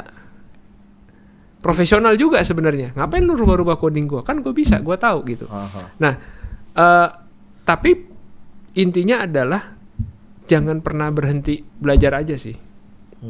Dengan sekarang keluar yang namanya, tadi saya sempat mention namanya Vibe Coder. Vibe Coder itu cuma nanya ChatGPT terus dia coding. Oh tahu Ya. pernah dengar. Ah. Belum lihat secara langsung, belum tes. Intinya kan sebenarnya gini, AI itu bagi beberapa orang mengerikan. Tapi sebenarnya AI itu kalau saya bilang adalah cerminan besar manusia. Namanya kan artifisial, buatan kan. Berarti kan kita bikin kayak, ya misalkan bikin makanan buatan. Makanan artifisial, kayak yang vegan gitu kan ada kan yang daging artifisial itu. Artificial intelligence, kecerdasan yang dibuat. Tapi basicnya dibuat dari apa? Dari Ya. kecerdasan kita semua dong. Template-nya manusia. Bener, dari knowledge kita dari awal berdirinya civilization sampai sekarang itu dia pelajarin semua. Jadi kalau kamu ngeri dengan namanya AI, basically ya kamu ngeri dengan namanya manusia. Because that's the big mirror of human, of civilization. Tapi Untuk kalau- sekarang karena AI udah ada keluar kok tesnya, udah ada jurnalnya. Itu dites sama timnya Apple, dikasih masalah yang dia udah tahu nih, udah ada database, udah ada data setnya, dia bisa jawab. Tapi ketika dikasih masalah baru, ngawur jawabannya. Ya. Jadi sebenarnya AI ini kan menjawab berdasarkan data Apa yang sudah diinput. iya, Iya. kita nanya nih. Tapi kalau dia nggak ada data ya ngawur. Iya. Nah, jadi jadi mungkin begini kalau saya mau komentar tentang AI. Mungkin yang ditakuti bukan AI-nya. Tapi kesempatan yang direbut oleh AI itu. Nah, itu makanya kan saya bilang sebenarnya ada itu saya lupa namanya curve. Kita lagi di curve-nya AI itu lagi di curve paling tinggi. Ini lagi development banyak banget AI macam-macam Produk semua AI, di AI iya. ini. Setelah itu akan melandai. Kita lagi di peak. Nah, kalau kita di peak sini, kita nggak belajar. Basically kita nggak update nilai value kita sendiri. Ya jangan disalahin kalau tiba-tiba AI yang gantiin kalian kerja. Nah sekarang bayangin aja dulu kita setiap kali mau buka HP, buka kunci begini, kita harus ngetik maunya apa. Sekarang muncul kan, hey Google, hey Siri. Itu kan the early form of AI. Kita kasih set of rule, tapi rule-nya terbatas. Siri dan Google misalkan hanya bisa mencari. Siri hanya bisa misalkan membuka aplikasi atau mencari di website. Sekarang Siri dan Google udah pakai Gemini, udah diperluas skopnya. Kita bisa nanya apapun. Bahkan kita bisa bilang, saya mau ke gunung minggu depan, mau trail hike minggu depan. Saya butuh apa nih gini. Oh kamu butuhnya ini. Oke, saya belum ada sepatu trail. Cariin sepatu trail yang bagus. Dicari nama dia. Oh menurut rekomendasi ini. Cariin di marketplace. Selesai. Dulu kan 3 step itu kita harus cari satu-satu di Google. Ya, Cari di Google dong. Beginner of trail hike atau hiker pemula. Butuhnya apa aja. Nah itu 3 step tadi dijadiin satu. Kalau kita nggak update nilai kita terus kita masih bilang AI mengerikan, AI begini. Ya jangan ntar teriak aja kalau udah ketinggalan ini gitu. Karena sekarang yang paling gampang kita lihat di Manado. McD. Oke. Mesin kan? McD, franchise McD ini. Iya, mesin kan pesanannya sekarang. Udah nggak pakai orang kan? Tapi kan tetap bayar itu kan orang semua. Kan kita cuma ngomong aja ke mesin. Enggak, kita kan pencet di mesin. Iya. Pesan apa? Oh iya betul. Iya kan? Kalau edisinya jadi kita bisa langsung bayar. Kan Shopee Food, GoFood kan sama aja, mesin semua. Langsung bayar juga. Nah, kalau Shopee Food kan itu memang online market. Yang saya mau contohin itu adalah McD itu kan sekarang interface-nya udah pakai mesin. Mau pesen. Berarti berapa banyak pekerja yang dia ganti? Oh iya, betul. Ya kan? Nah, kalau kita nggak mau upgrade ilmu, whatever lah. Sebenarnya kan ilmu nggak perlu IT, nggak perlu apa. Passion kamu apa? Ilmunya ya itu yang kamu kembangin. Oke, nah sekarang kita bicara tentang AI. Banyak orang-orang yang menentang dengan penggunaan AI karena katanya dengan menggunakan AI manusia jadi kurang kritis berpikir, daya analitiknya rendah karena sudah dianalisa oleh AI. Bagaimana pendapat itu menurut Evan? Menarik banget sih. Soalnya gini, kalau AI kan again, kita AI itu tadi saya bilang ya, itu kan cerminan dari the big mirror of ourselves. Iya. Memang iya, temptation untuk kita jadi malas tinggi banget. Kita udah malas baca, kita udah malas begini karena kita nanya aja dia udah jawab. Iya.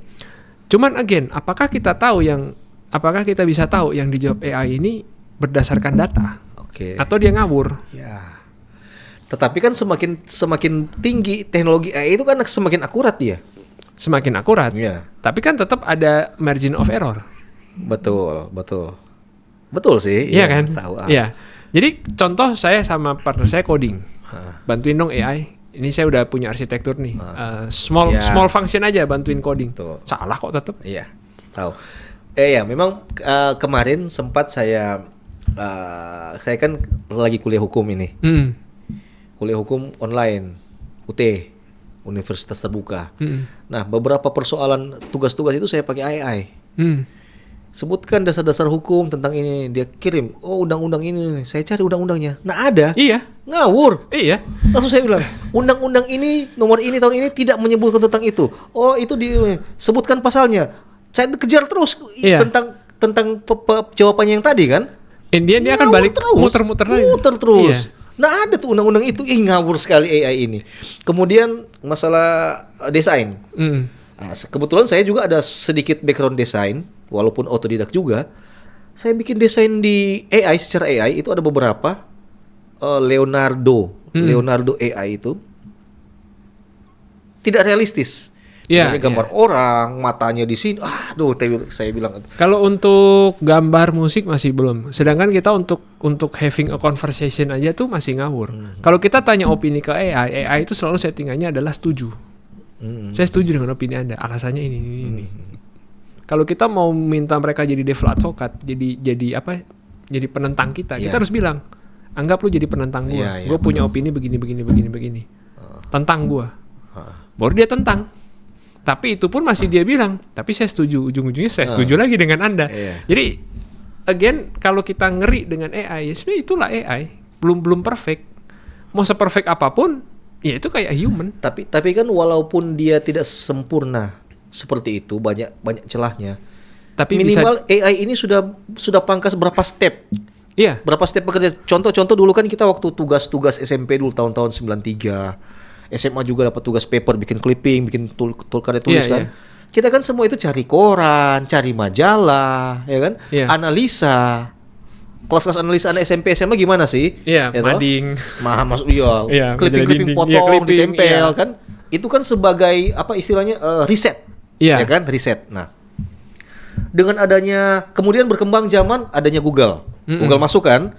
Akhirnya riset kita sudah ke Google, sudah bukan lagi ke manual book tadi, koran apa itu kan manual semua kan? Sudah ke Google. Jadi langsung artikel-artikel ya, satu komputer dapat semua sudah di situ. Nah, selesai tapi kita juga analisa. Itu kan cuma ambil risetnya dari situ kan, analisa kita.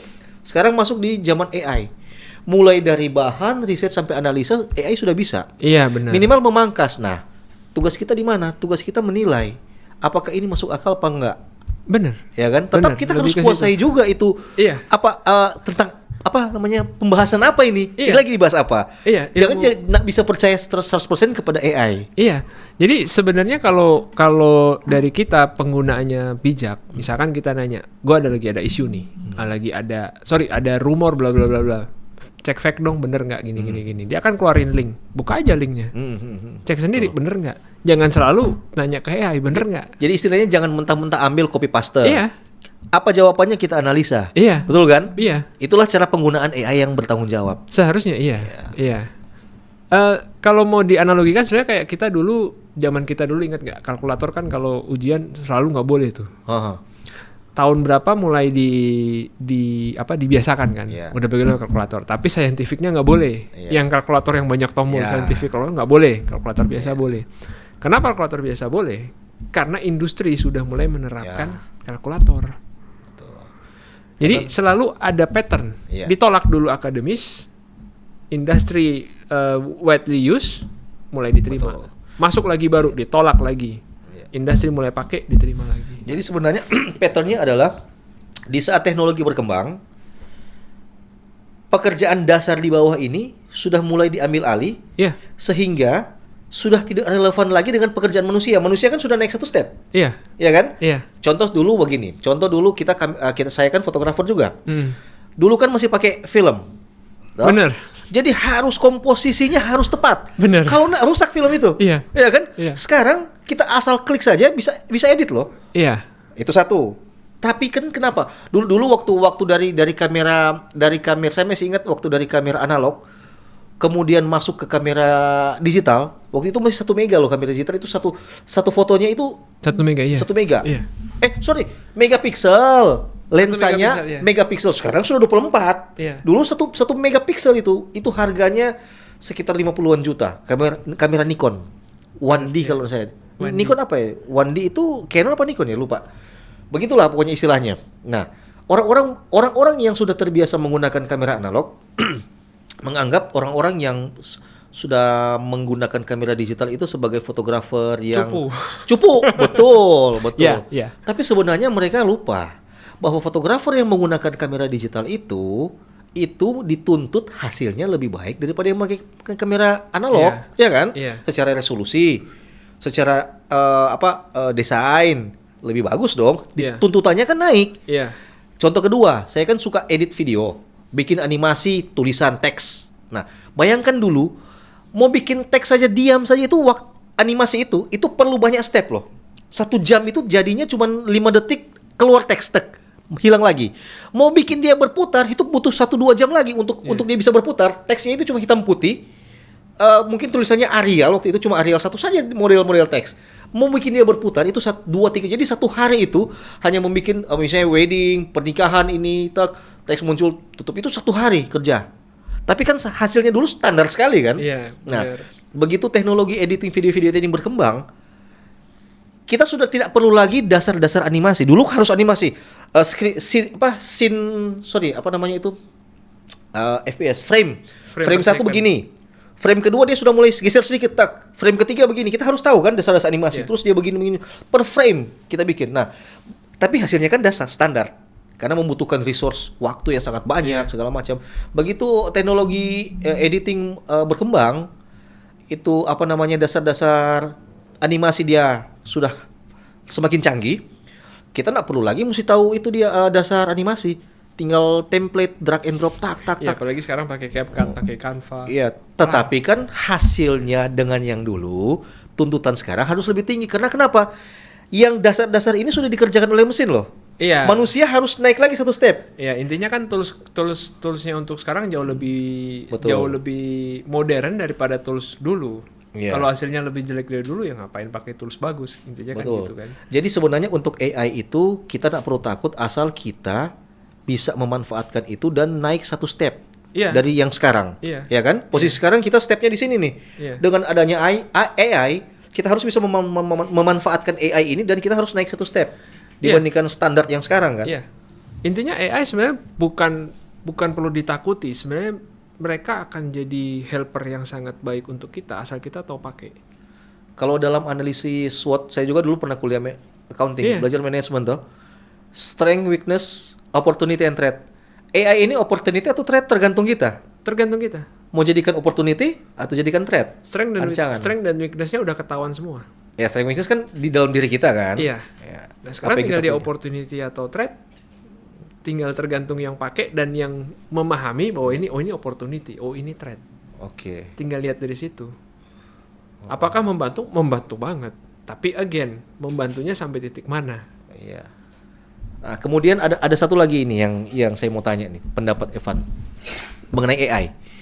Yang pertanyaan pertama adalah untuk menguasai AI, kira-kira anak-anak zaman sekarang apalagi anak-anak SMP SMA itu atau mau kuliah, sebaiknya mereka di bidang apa? Mereka menguasai. Saya nak bilang kuliah di bidang mana, enggak. Saya hanya tanya sebaiknya mereka menguasai bidang apa? Okay. Apakah coding? Apakah apa namanya istilah yang multimedia? Atau IoT, Internet of Things, Toh itu pertanyaan pertama. Pertanyaan kedua yang berhubungan dengan pertanyaan pertama adalah statement dari apa istilahnya, orang Google, orang petinggi Google sama Nvidia. Mereka bilang begini di medsos, untuk masa depan anak-anak sekarang nggak usah belajar AI, nggak usah belajar coding, belajar saja matematika sama fisika. Nah, karena dua pertanyaan ini sangat berkaitan, jadi silahkan dijawab satu kali. Oke. Jadi again dari tadi kan saya bilang sebenarnya AI berpikir dan menjawab itu berdasarkan data. Oke. We cannot change that. Kita mau build models AI yang baru from scratch, let's say satu resources. Sekarang kita butuh resourcesnya itu luar biasa besar. Kita bukan ngomong cuman satu server, bisa ratusan ribuan server. Kita butuh untuk itu. Hanya untuk AI-nya bisa jalan. Karena kita butuh load semua model-model yang ada. Sumber daya ya? Semua model. Database. Iya, model apapun itu kita harus load. Yang bisa kita lakuin sekarang adalah how we utilize this to the max. Jadi intinya kan tadi saya bilang, kalau kita mau utilize AI, kita harus tahu dulu nih basicnya apa nih. Makanya saya setuju dengan kata-katanya tadi saya lupa, si Google ya bener. Jangan belajar AI. Belajarnya math and physics, basicnya yang diajarin. Kalian pelajarin basicnya, di enhance di AI. Kayak saya sekarang nanya enhance di AI. Sekarang saya nanya AI, bikinin dong saya website yang menampilkan jam. Dia bikin, bagus, hasilnya luar biasa keren. Sekarang jamnya saya mau bikin world clock, bisa time zone-nya beda-beda. Ada yang Jakarta, Manado, Papua, Malaysia, Singapura, mungkin negara tetangga Asia. Dia bikin lagi, tapi dia rubah total. Ya. Bisa dia rubah total atau dia bikin lanjutin yang lama dan error. Saya tambahin lagi, bikinin dong saya function alarm. Bisa again rubah total lagi semua, world clock-nya hilang, sisa alarm sama jam biasa. Iya. Jadi intinya kita harus tahu dulu nih, kayak kita mau bikin website tentang jam. Strukturnya berpikirnya gimana? Apa saja function yang kamu mau cari? Dari misalkan jam, world clock, alarm, stopwatch, misalkan itu aja. Oke, 4 function. Jelasin ke AI, saya butuh 4 function ini. Dari awal, jangan udah bikin baru ngomong. Dari 4 function ini, misalkan saya bisa connect nih, misalkan alarmnya berdasarkan time zone saya, bukan berdasarkan time zone-nya di New York. Atau misalkan saya bisa ganti alarmnya untuk jam 8 pagi di New York, bukan di time zone saya. Itu harus dijelasin semua dulu. Jadi arsitekturnya harus jelas dulu. Problemnya apa? Arsitekturnya jelas. Selesainya caranya gimana? Baru ngomong ke AI, bikinin dong codingnya begini. Itu baru kita bisa enhance ilmu kita dengan AI. Kalau nggak ada basic ilmunya, jangan harap. Oke. Gitu. Jadi benar kata-katanya belajar math and physics. Karena kita kalau udah belajar math itu problem solving. Physics and about physics. Kalau kita udah bisa problem solving, kita udah bisa physics, kita bisa nanya apapun ke AI.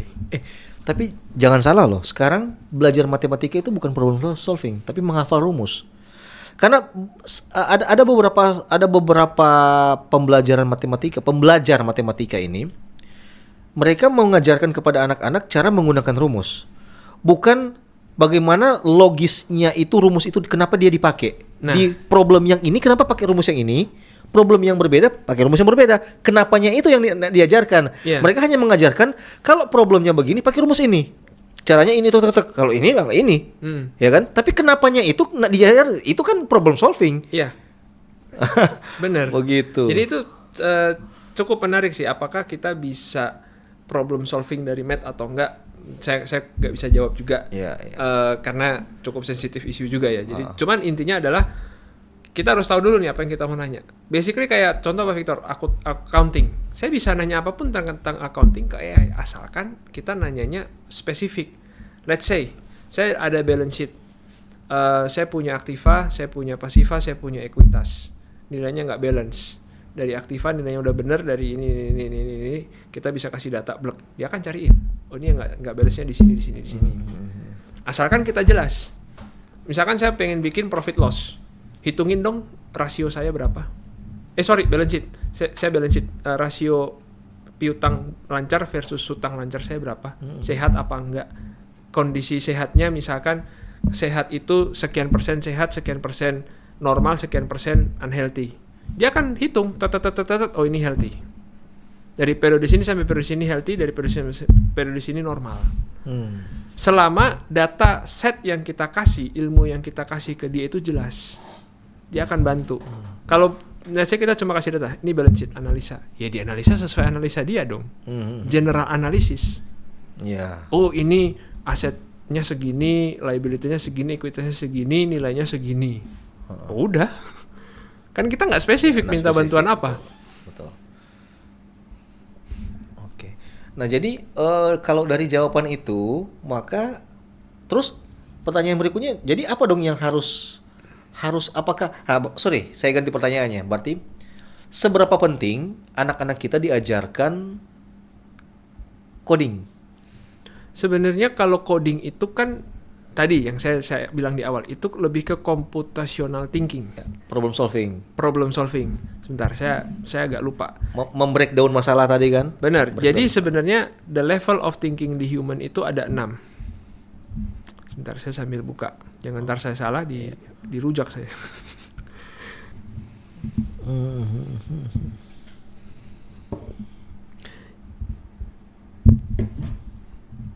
Computational thinking sebenarnya sesimpel gini. Kita mungkin saya pernah ngobrol ke Pak Victor soal pseudocode. Ya, pseudocode. Tulisannya pseudo. Ya, pseudocode. Nah, pseudocode itu kan sebenarnya step simple dari satu masalah. Contoh nih kayak begini nih. Ini banyak juga sebenarnya yang ngawur jawab. Bukan ngawur, nggak lengkap, kurang detail. Jadi jawabnya gini. Pertanyaannya adalah pseudocodein dong kamu dari bangun pagi sampai berangkat sekolah ngapain aja. Dijawab bener, bangun pagi ke kamar mandi, sarapan, ke sekolah. Bener, nggak salah. Tapi bisa lebih di-enhance lagi sebenarnya. Bangun pagi, jalan ke kamar mandi, lebih di masuk ke lagi. kamar mandi, buka baju, mandi, dan sikat gigi maybe, atau sikat gigi dulu buka baju, terserah, tergantung orang masing-masing. Handukan, kering, pakai baju, sarapan, pakai sepatu, dan seterusnya. Jadi lebih detail maksudnya? Lebih detail, iya. Oke. Jadi sebenarnya kayak kita memecahkan satu masalah simple jadi komen, jadi perintah. Jadi kayak membayangkan kamu dari kamar itu ngapain? Bangun. Itu kan perintah kan, bangun. Habis bangun ngapain? Jalan ke kamar mandi. Itu kan perintah, jalan ke kamar mandi. Sampai kamar mandi ngapain?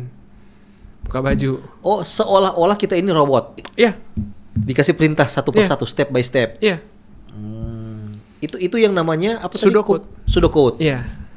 Cara berpikir pseudocode. Iya. Seperti flowchart. Iya. Iya kan? Iya. Flowchart. Oh, jadi salah satu apa tadi namanya kepentingan anak-anak kita ini untuk belajar coding adalah salah satunya itu. Iya, itu kan udah lebih ke analyzing dan evaluating 4 dan 5. Karena kalau kita cuma ngapal nggak bisa dong, kita harus evaluating dulu dong.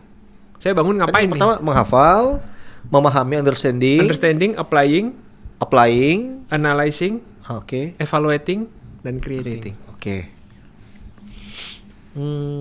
Nah, challenge-nya sekarang 3, 4, 5, 6. Salah satu tools kita untuk ke sana itu lewat belajar coding. Salah satu yang kita bisa bantu banyak banget sebenarnya. Pakai toolsnya lewat belajar coding. Salah satunya computational thinking via coding. Salah satunya. Oke. Problem solving.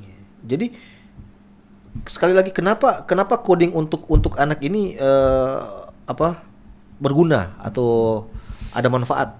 Nah, sebenarnya ini ada research-nya. Selain yang tadi kan manfaatnya itu apa tadi?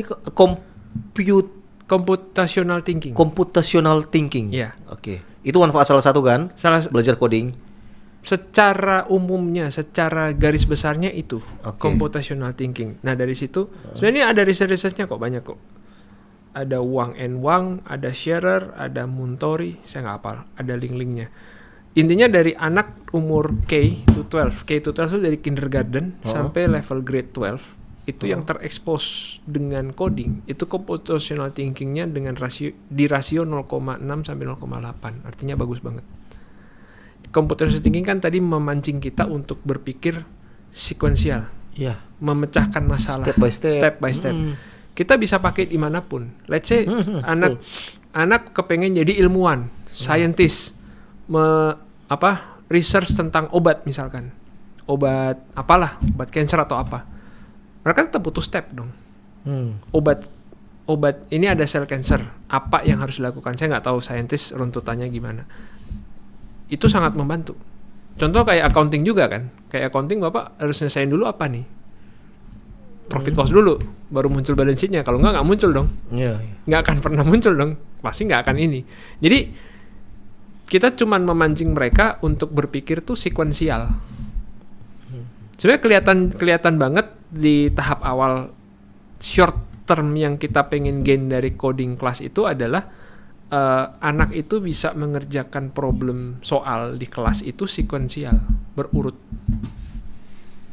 Kan kadang-kadang ada anak ngerjain satu, loncat balik lagi gitu. Salah nggak? Enggak salah. Cuman akan lebih baik kalau dia bisa sequence 1, 2, 3, 4 dan seterusnya. Apalagi kalau misalkan pertanyaannya essay dan dia essaynya itu beruntut, berkaitan. Gitu. Jadi memang untuk pembelajaran coding buat anak-anak itu ya kepentingannya untuk problem solving. Sebenarnya lebih ke problem solving dan kita lebih ke kayak triggering mereka untuk kreatif. Karena kita butuh kreativitas juga untuk problem solving. Makanya tadi saya bilang 2 orang coder duduk bareng kasih satu problem bisa nyelesainnya 2 cara berbeda. Itu butuh kreativitas yang berbeda juga. Problem solving, kreativitas dan jam terbang. Nah, yang kita mau trigger sebenarnya cuma tadi computational thinking dan kreativitas. Jadi dengan 2 ini sebenarnya ya udah cukup bekal untuk anak-anak jalan ke depan, whatever you want to do udah lebih ini. Jadi walaupun dia tidak bergerak di bidang IT, mungkin profesinya berbeda, tapi basicnya sudah ada, dan mereka bisa masuk dengan dengan maksimal ya, memaksimalkan kemampuan mereka di bidang-bidang mereka itu. Iya. Ya memang agak mengerikan kalau orang tua, kan coding agak-agak komputer, lihat komputer terus ngetik-ngetik kayaknya ngeri banget. Enggak sih, sebenarnya enggak juga. Kalau zaman kita dulu tahun 2006 ngetik-ngetik gitu. Cuman kalau sekarang kan udah lebih canggih ya, udah enggak. Iya. Kemudian apa yang toolsnya itu untuk coding ini? Sekarang banyak kok, kalau untuk anak-anak dan untuk orang dewasa itu udah mulai banyak toolsnya. Kalau anak-anak kan kita ada Scratch, Roblox. Scratch itu apa? Scratch itu basically dulu dipakai untuk block coding. Block coding yang tadi tuh if-nya udah ada, tinggal tarik-tarik aja. Iya. Nah kita sih paling cuman trigger mereka untuk bikin game sederhana lah, catch the apple yang jatuh-jatuh gitu, bikin game-game kayak gitu. Roblox sebenarnya bukan main, tapi kita bikin dunianya. Kita trigger creativity kalau di Roblox. Kalau di Scratch kita trigger yang tadi computational thinking. Jadi dua-duanya ada triggernya masing-masing. Kalau Roblox selama ini kan anak saya main Roblox terus. Tapi ini kita bukan main. Creating. Yeah. Creating the world. Nah, di situ sebenarnya mulai kelihatan anak-anak yang usianya di bawah 10 kreativitasnya nggak terbendung. Di bawah 10, anak kelas 1 SD udah bisa belajar coding ya, Bang? Kita ada dari umur 5. Tapi kalau umur 5 itu lebih ke arah logical. Jadi lebih ke arah pseudocode tapi dalam bentuk robot. Oh. Jadi kayak robotnya ini dari sini mau ke sana, lewatnya mana gitu. Itu kan pseudocode sebenarnya. Tapi kalau anak-anak disuruh ngetik kan nggak mau. Pusing dong liatin cuma biru putih gitu kan. Iya, teks. Nah, kita bikin map, kasih robot. Nih jalan ini mau ke sana gimana. Oh, menarik juga ya. Iya. Oke. Itu untuk anak umur 5 sampai 7. Nah, setelah umur 7 baru kita expose dengan yang tadi namanya Scratch atau Roblox. Pilihan sih mau yang mana dulu. Oh, siap. Setelah itu tingkatannya lebih lanjut lagi apa? Nah itu tinggal minat anak-anak. Apakah mau terus ke desain, which is berarti kan ke Roblox atau ke coding, banyak banget pilihannya. Kalau untuk dewasa kan kita masuknya Turtle. Iya. Nah, kalau Turtle tuh sebenarnya coding, tapi ada animasinya lah. Turtle tuh kan sebenarnya dari gambar dulu ya, kura-kura. Kura-kuranya ini kita perintah. Kamu jalan maju dong, belok kiri dong, belok kiri lagi, belok kiri lagi. Oke. Dulu tuh ada turtle, kalau sekarang kan kursor. Nah dulu tuh turtle. Makanya dinamain turtle sama itu belajar Python. Python. Ya, belajar coding, tapi kita kayak bikin shape, terus bikin apa gitu. Simple coding.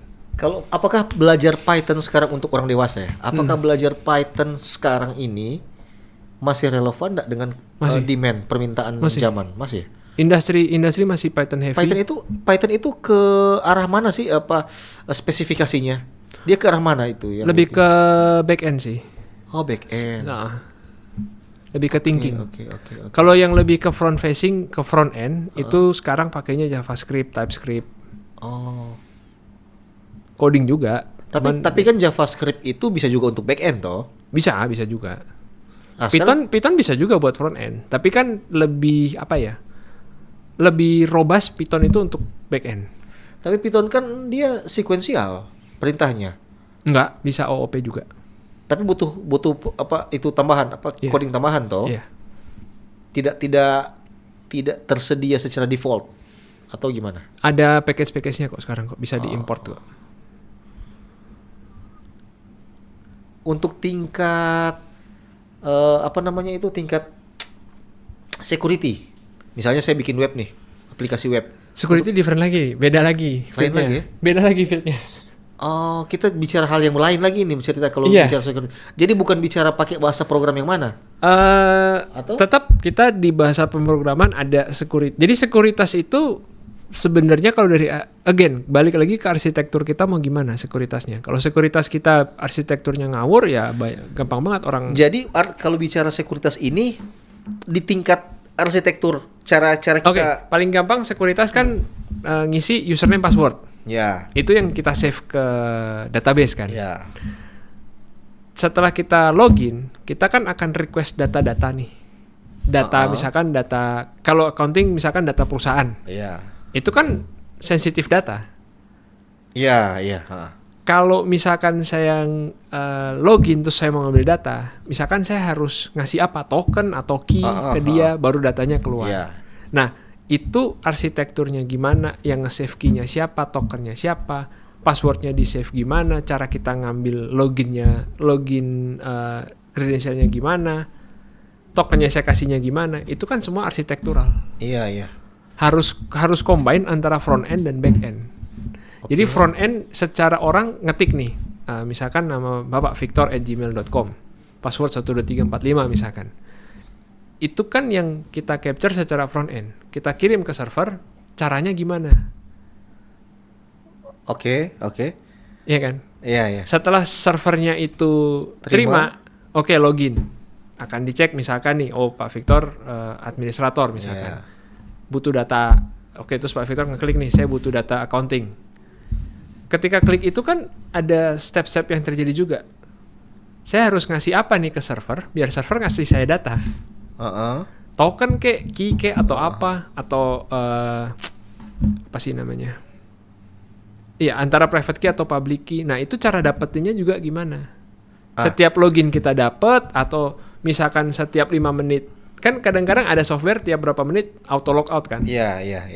Login lagi, dapat token baru lagi. Nah, itu the entire architectural itu sebenarnya kalau saya bilang nggak bisa cuma kita pelajarin dari back end front end only. Kalau mungkin ada yang berargumen bisa kok begini-begini, ya memang bisa sebenarnya. Tapi sekuritasnya sampai mana? Tapi secara umum lebih gampang kita membuat security yang tinggi itu kalau kita pakai bahasa yang mana? Bahasa anything. Semua bisa. Rata saja, enggak ada bisa, spesifik yang lebih canggih daripada ini ya. Enggak ada, sama aja. Cara kita store, misalkan kita dapat token, login dapat token. Cara kita store tokennya aja kalau kita salah, itu orang bisa ngambil dari browser kita. Iya. Nah, itu yang saya bilang arsitekturalnya harus dipikirin bener-bener. Kalau based on tutorial YouTube banyak.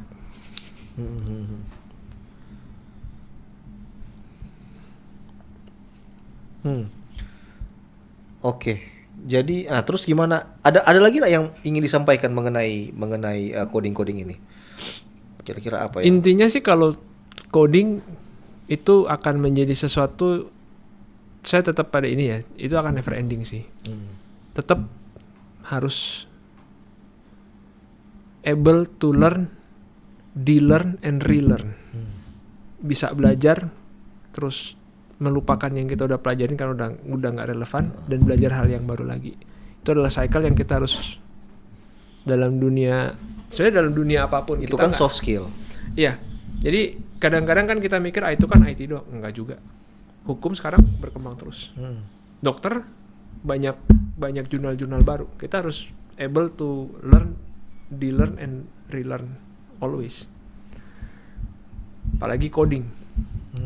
Tahun lalu yang top bahasa apa, tahun ini apa, tahun depan apa, udah beda-beda terus. Beberapa tahun lalu kan PHP ya. MySQL database-nya. Ya. Oke. Sekarang ini sudah mulai ke Python.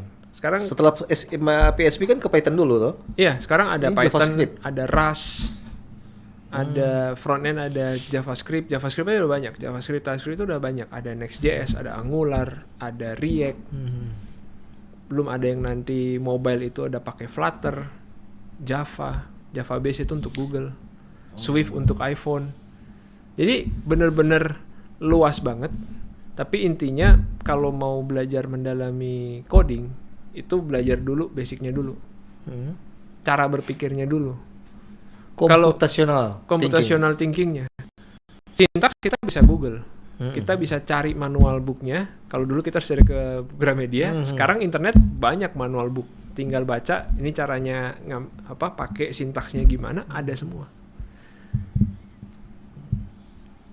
Oke. Hubungan teknologi dengan iman Kristen, menarik sih. bagaimana pendapat Anda tentang itu? Kan saya selalu ingat itu, kalau saya nggak salah ingat di Eben ya, berubahlah menurut pembaruan budimu ya. Ya. Jadi dunia never changing sih, never stop changing menurut saya. Dari zaman dulu sampai sekarang. Kalau kita nggak pernah berubah dari zaman dulu sampai sekarang, kita masih naik kuda. Iya, betul. Kita masih pedang-pedangan sampai sekarang. Jadi kita harus ikut nih, berubah nih. Berbijak-bijaklah. Kita ada yang namanya Bible, kita ada yang namanya Alkitab. Itu ada instruksinya semua. Ya udah jelas lah mana yang baik, mana yang enggak, dan segala macam. Mana yang harus dilakukan, mana yang enggak. Bijak-bijaklah. Tapi jangan pernah berhenti belajar. Karena dunia nggak akan pernah berhenti berubah. Ya kita yang harus mengikuti. Tapi sebagai orang Kristen kan kita tahu nih, kita ada landasan Alkitab nih. Oke.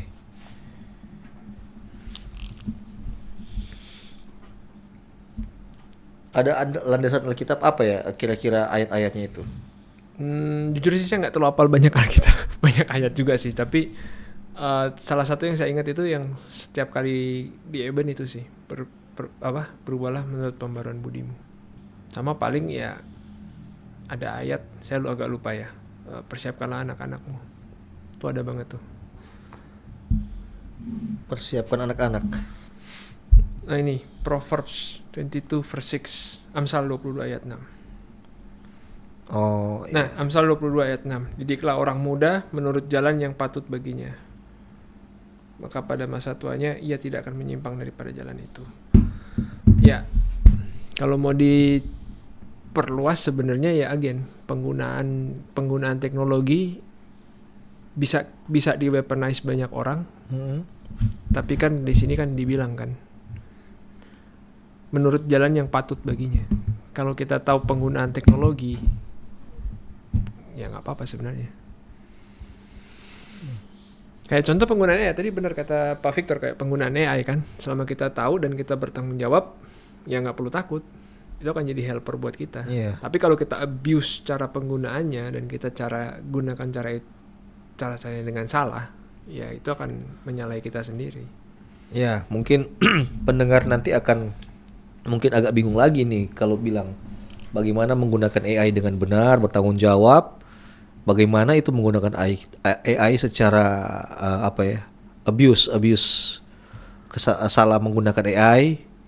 Mungkin bisa diterjemahkan sebagai contoh-contoh yang tadi saya bilang bahwa dengan menggunakan AI tanpa bertanggung jawab itu misalnya langsung comot aja copy paste tanpa kita memahami apa yang dia bilang itu kan. Tapi untuk yang bertanggung jawab adalah kita harus tahu dulu. Betul. Begitu dia keluar kesimpulannya kita harus tahu, minimal kan kita sudah dibantu analisa. Betul. Tapi begitu keluar jawabannya kita harus baca, perhatikan semua, memahami apa yang ditulis itu. Kalau kita tidak memahami apa yang ditulis oleh AI, itulah abuse. Salah penyalahgunaan AI itu. Jadi sebenarnya cukup dalam sih. Kalau satu itu, kedua ya kita harus mempersiapkan mereka tadi belajar yang basicnya dulu. AI yang akan enhance. Oke. Mungkin kita sudah di penghujung acara. Ada kata-kata terakhir? Nggak ada sih, cuman kalau dari saya paling buat teman-teman yang lagi bingung mau kuliah atau mau apa, again ya tanyalah ke diri sendiri kemampuan sampai mana, dan kedua jangan pernah berhenti belajar anything dalam semua bidang. Anything. Oke. Baiklah, acara pada episode kali ini kita tutup sampai di sini.